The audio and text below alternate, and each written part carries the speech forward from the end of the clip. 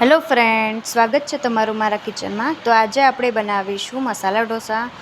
તો તેના માટે મેં 2 વાટકી જેટલા ખીચડીના ચોખા લીધા છે। તો તમે કોઈ પણ બ્રાન્ડના લઈ શકો છો। 2 વાટકી ચોખા સામે આપણે 1 વાટકી અડદની દાળ અને 3 ચમચી જેટલી ચણાની દાળ ઉમેરી છે। એ ફક્ત કલર માટે જ ઉમેરવાની અને 1 ચમચી મેથી દાણા ઉમેરીને આપણે એને બરાબર મિક્સ કરી દઈશું। હવે આપણે આમાં પાણી ઉમેરીને બરાબર એને 2 થી 3 પાણીએ ધોઈ લઈશું।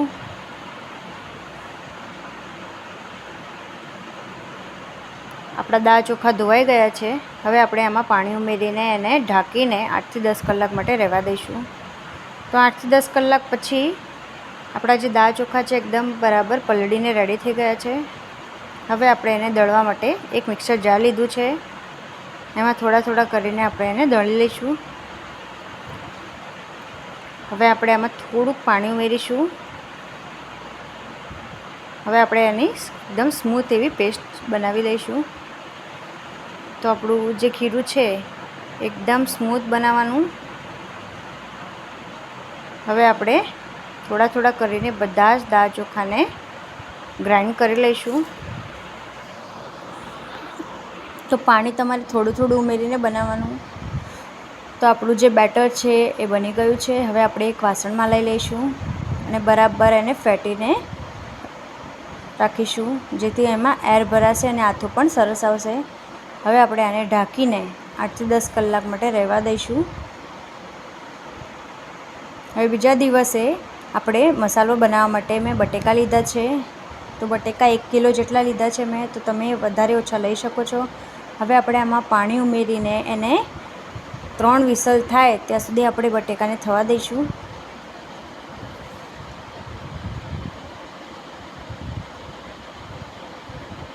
તો આપણી 3 વિસલ થઈ ગઈ છે। કુકર પણ ઠંડુ થઈ ગયું છે। હવે આપણે બટેકા કાઢી લઈશું।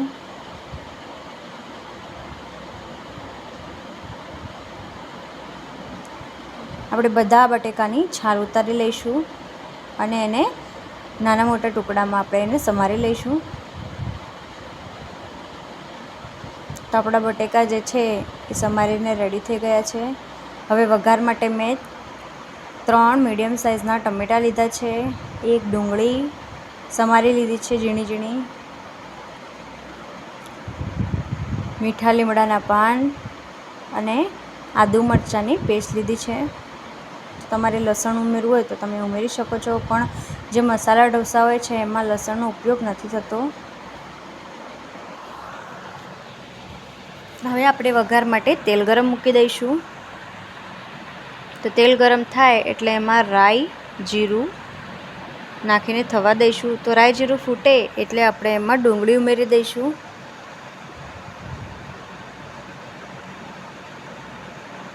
મીઠા લીમડાના પાન ઉમેરી દઈશું અને એને થોડા થવા દઈશું। હવે મેં આમાં થોડા ડાળિયા ઉમેર્યા છે। તમે એની જગ્યાએ ચણાની દાળ પણ ઉમેરી શકો છો। આદુ મરચાંની પેસ્ટ ઉમેરીશું, સ્વાદ પ્રમાણે મીઠું અને ટમેટાં ઉમેરી દઈશું। તો ટમેટાં સોફ્ટ થાય ત્યાં સુધી થવા દેવાના। હવે આપણે આમાં હળદર ઉમેરી દઈશું, લાલ મરચું, તો તીખું તમે તમારા સ્વાદ પ્રમાણે નાખી શકો છો। હવે આપણે બધા બટેકાને ઉમેરી દઈશું, બરાબર મિક્સ કરી દઈશું।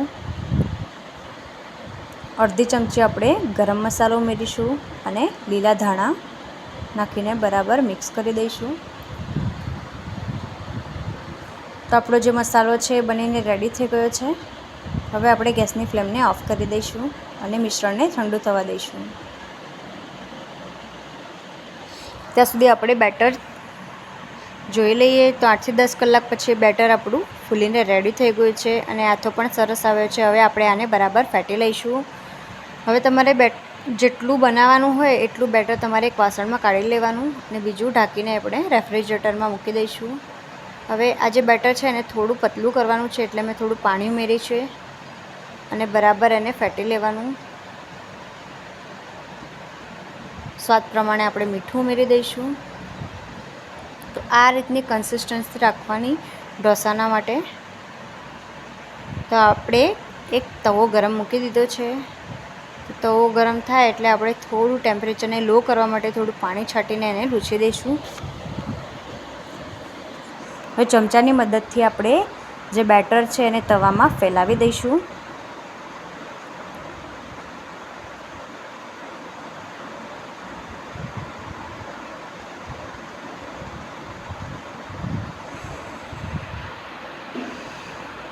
હવે આપણે એને ઉપરથી થોડુંક બ્રશની મદદથી આપણે એને તેલ લગાવી દઈશું અને થોડુંક બ્રાઉન થવા લાગે એટલે એમાં મસાલો ઉમેરી દેવાનો. હવે તમારે તવાને આજુબાજુ ફેરવતા એને બરાબર શેકી લેવાનો, જેથી કોઈ સાઈડ કાચી ન રહે. હવે એકદમ બ્રાઉન થાય ત્યાં સુધી આપણે એને થવા દઈશું. તો તમે જોઈ શકો છો કે જે આપણું જે બેટર ફેલાવ્યું હતું એની જાતે જ સાઈડમાંથી નીકળી ગયું છે. તો આપણે એને કાઢવો પણ નહીં પડે, એકદમ ઇઝીલી નીકળી જાય છે અને બરાબર બની ગયો છે અને ચીપકતો પણ નથી. તો એકદમ બ્રાઉન એવો બન્યો છે આપણો ઢોસો. હવે આપણે એને સર્વિંગ પ્લેટમાં કાઢી લઈશું. તો આ ઢોસાને તમે ચટણી કે સંભાર સાથે પણ સર્વ કરી શકો છો. કોકોનટ ચટણી અથવા તો ગ્રીન ચટણી સાથે પણ સર્વ કરી શકો છો. તો આપણો જે મસાલો ઢોસો છે એ બનીને રેડી થઈ ગયો છે. જો તમે બહારથી લાવતા હોય તો તમે આ રીતે ઘરે જરૂરથી ટ્રાય કરજો. એકદમ સિમ્પલ અને સરળ રીતે બને એવી રેસીપી છે અને નાનાથી મોટા બધાને બહુ જ ભાવશે અને ઝટપટ બની જાય એવો છે. જો તમને મારી આ રેસીપી ગમી હોય તો લાઈક કરો, શેર કરો અને મારી ચેનલને સબસ્ક્રાઈબ કરો. આવા જ નવા વિડીયો માટે સપોર્ટ કરો. Thank you for watching.